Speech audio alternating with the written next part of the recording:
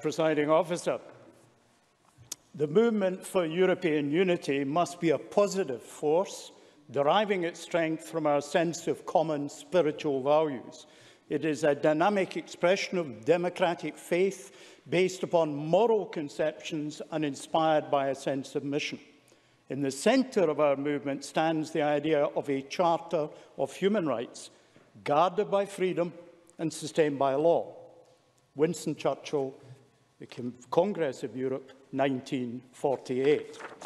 And Franklin Delano Roosevelt in 1941.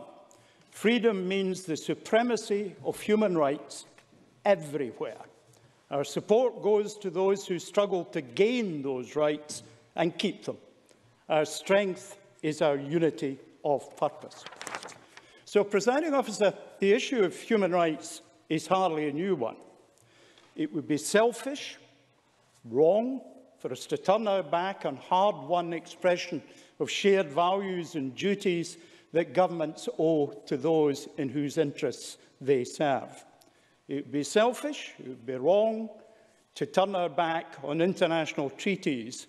We would certainly undermine their value and their applicability and the respect they have by retiring from signatures.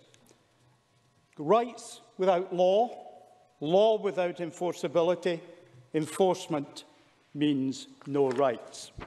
So, Presiding Officer, the debate today, which is about leaving the European Union, it is about our rights, is of course an important debate. And it's one which we can have in this Parliament, but they seem reluctant to have in the Parliament, which also purports to represent us further south. Now, a little bit of the history of how we got to where we are. I, like a couple of others in the room this afternoon, was born and brought up in the immediate aftermath of the Second World War. None of us were old enough to have any direct experience or real memory of it, but we certainly were close to its effects. We did not smell in our nostrils the putrefaction of dead human corpses across Europe. We did not hear the booming of the guns, the clashing of explosions.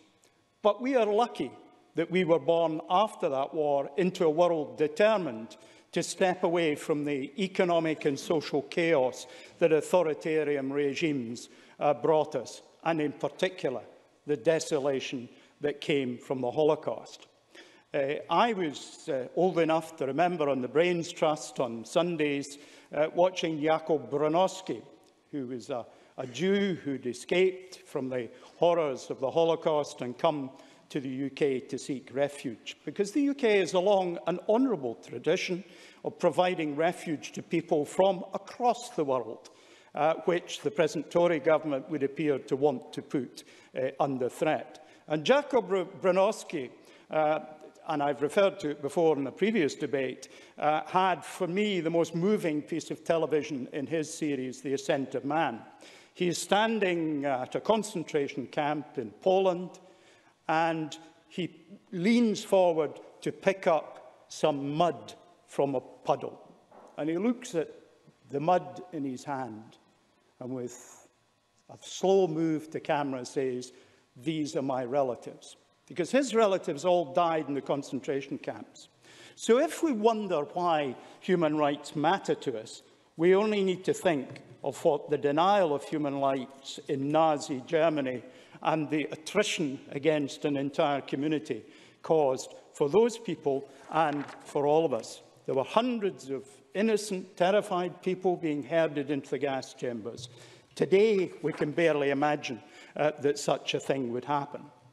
But if, as Gordon Lyndhurst would have us do, we reduce human rights not to capital H, capital R, but small h, small r, we're on the first step of a long road, I accept, in a relatively democratic country.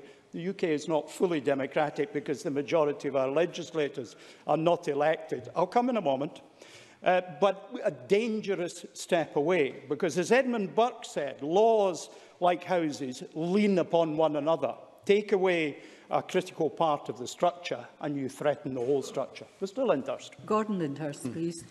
Does Stewart Stevenson accept the historical fact that the atrocities he refers to that took place in the concentration camps and so forth happened under the auspices of a government elected under a constitutional framework that included the Weimar Constitution, which was set out to guarantee rights and freedoms, and therefore that is not the issue at debate here?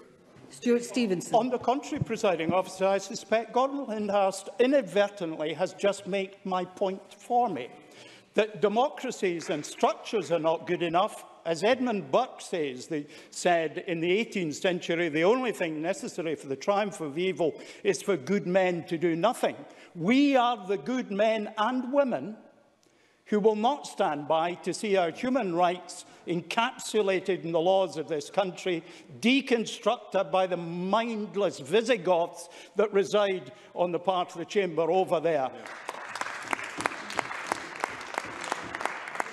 I have only my history as an autodidact to allow me an excuse for my ignorance. I don't know what excuse the Tories have for theirs. Presiding Officer.